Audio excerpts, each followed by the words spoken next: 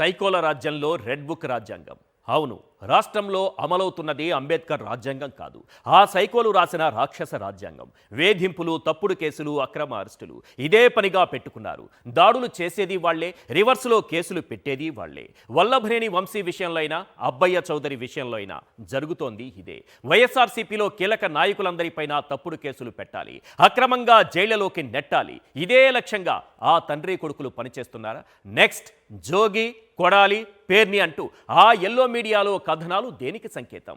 కోర్టులు చీవాట్లు పెడుతున్నా పోలీసుల తీరు మారదా? రాష్ట్రంలో రాజ్యాంగాన్ని అపహాస్యం చేస్తున్నారు. రాజ్యాంగ వ్యవస్థలు, న్యాయ వ్యవస్థలను సైతం అపహాస్యం చేస్తున్నారు. చట్టం అంటే గౌరవం లేదు, ఆ చట్టాన్ని కాపాడే న్యాయ వ్యవస్థల మీద కూడా ఇసుమంత గౌరవం లేదు.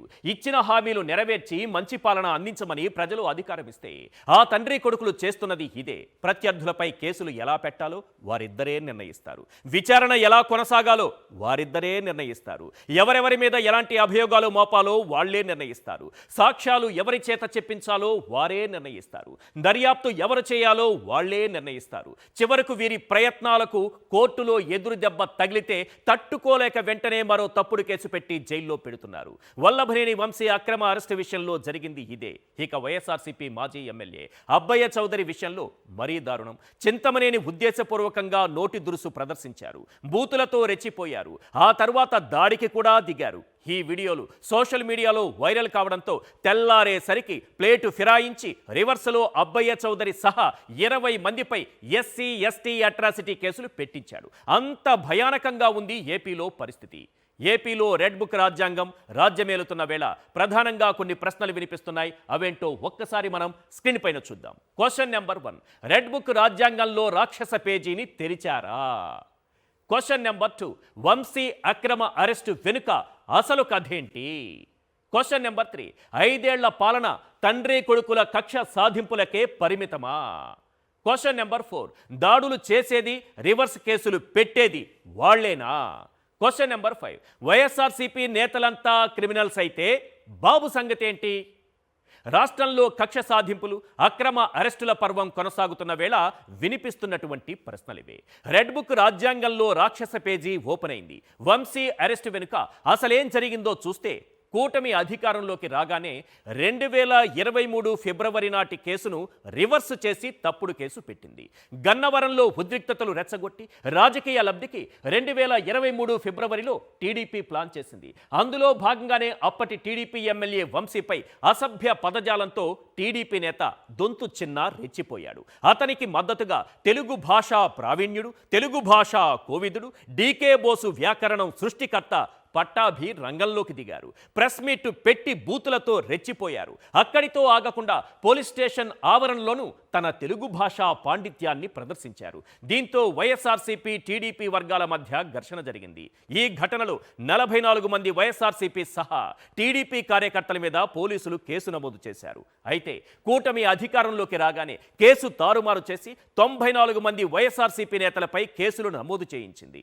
అయితే ఈ కేసులో ఫిర్యాదుదారు సత్యవర్ధన్ ఫిబ్రవరి 10న కేసును ఉపసంహరించుకుంటూ జడ్జి ముందు వాంగ్మూలమిచ్చాడు. కూటమి నేతలు బెదిరించడం వల్లే తప్పుడు ఫిర్యాదు చేశానని చెప్పుకొచ్చాడు. దీంతో లోకేష్ అహం దెబ్బతింది. వెంటనే ప్లాన్ బి తెరపైకొచ్చింది. సత్యవర్ధన్ కుటుంబంపై టీడీపీ నేతలు, పోలీసులు ఒత్తిడి పెంచారు. సత్యవర్ధన్ను వంశీ కిడ్నాప్ చేశారని కేసు పెట్టించి వంశీని అరెస్ట్ చేశారు. ముందు సత్యవర్ధన్ హైదరాబాదులో ఉన్నాడని చెప్పి విశాఖలో అదుపులోకి తీసుకున్నారు. పోలీసులు అదుపులోకి తీసుకున్న వీడియో చూస్తే అతన్ని వంశీ కిడ్నాప్ చేశారా, లేదా ప్రభుత్వ ఆదేశాలతో పోలీసులే అతన్ని కిడ్నాప్ చేస్తున్నారా అన్న అనుమానం రాకమానదు. ఇక దెందులూరు ఘటన మరీ దారుణం. అక్కడి ఎమ్మెల్యే చింతమనేని ప్రభాకర్ ఎంత సౌమ్యుడో, తెలుగు భాష ఎంత మృదుమధురంగా మాట్లాడుతారో అందరికీ తెలుసు. ఓ వివాహ వేడుకకు హాజరైన చింతమనేని ఉద్దేశపూర్వకంగా మాజీ ఎమ్మెల్యే అబ్బయ్య చౌదరి డ్రైవర్పై దాడికి దిగాడు. తన కారు వెళ్లేందుకు కావాల్సినంత దారి ఉన్న పక్కా ప్లాన్తోనే అటాక్ చేశారు. ముందుగా డ్రైవర్పై నోటికొచ్చిన దుర్భాషలాడారు. నిన్ను చంపేస్తానంటూ వీధి రౌడీలా రెచ్చిపోయారు. షూ వేసుకునే స్టిక్తో దాడి చేశారు. ఇదంతా పక్కనున్న వాళ్ళు రికార్డ్ చేయడంతో ఉదయానికల్లా ప్లేటు రివర్స్ చేశారు. అతనే దాడి చేసి అతనే రివర్స్ కేసు పెట్టించారు. చింతమనేని డ్రైవర్ పైనే దాడి జరిగిందంటూ రివర్స్లో ఎస్సీ ఎస్టీ కేసులు బనాయించారు.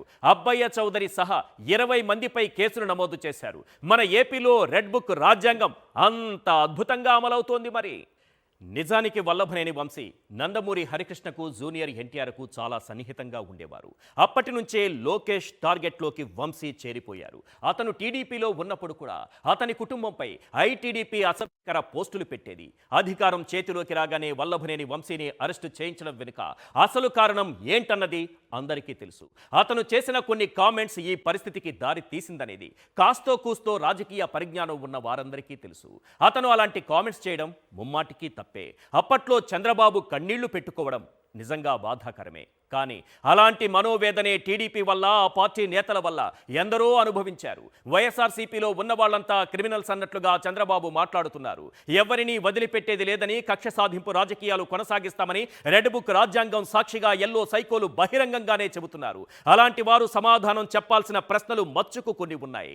లక్ష్మీ పార్వతిని కించపరుస్తూ, ఆమె క్యారెక్టర్ను దెబ్బతీస్తూ వ్యక్తిత్వహననం చేసేలా ఆమెపై కేసు పెట్టించడం నేరం కాదా? దానికి శిక్ష లేదా? మహిళా లోకం సిగ్గుతో తలదించుకునేలా మాజీ మంత్రి రోజాపై బండారు సత్యనారాయణమూర్తి కామెంట్స్ చేయడం నేరం కాదా? దానికి శిక్ష లేదా? వల్లభనేని వంశీ కుటుంబ సభ్యులపై ఐటీడీపీ సైకోలతో నీచమైన పోస్టులు పెట్టించడం నేరం కాదా? దానికి శిక్ష లేదా? జగన్మోహన్ రెడ్డి కుటుంబంలోని మహిళలపై నీతిమాలిన పోస్టులు పెట్టించి క్యారెక్టర్ అసాసినేషన్ చేయించి సైకోలంతా ఆనందించారే, అది కాదా నేరం? దానికి శిక్ష లేదా? అయ్యా చంద్రబాబు గారు, వైఎస్ఆర్సీపీ నేతల్ని పదే క్రిమినల్స్ అంటున్నారే. 29 మందిని పుష్కరాల్లో తొక్కి చంపి సీసీ కెమెరాలు మాయం చేయటం నేరం కాదా? దానికి శిక్ష లేదా? ఎల్లో మీడియాలో ఫోటోల కోసం కందుకూరులో 8 మందిని ఇరుకు సందుల్లో ఇరికించి చంపితే అది నేరం కాదా? దానికి లేదా శిక్ష? పుంగనూరులో పోలీసులను కొట్టండిరా అంటూ ఎల్లో గూండాలను మీరే రెచ్చగొట్టి పంపిస్తే అది నేరం కాదా? దానికి లేదా శిక్ష? ఒక్కటి మాత్రం నిజం, అసలు చంద్రబాబు నైజం తెలుసుకోవాలంటే ఒక్కసారి ఆమంచి కృష్ణమోహన్ గారిని అడగండి. అప్పట్లో ఎన్నికల కమిషనర్ భన్వర్లాల్ టీడీపీకి అనుకూలంగా పనిచేయటం లేదని, అతనికి వైఎస్ఆర్సీపీలోని ఓ మహిళా ఎమ్మెల్యేతో అక్రమ సంబంధం ఉందని దుష్ప్రచారం చేయాలని చంద్రబాబు ప్రవచనాలు ఉద్బోధించారట. మరి ఎవరు క్రిమినల్స్? ఎవరిది నేరం?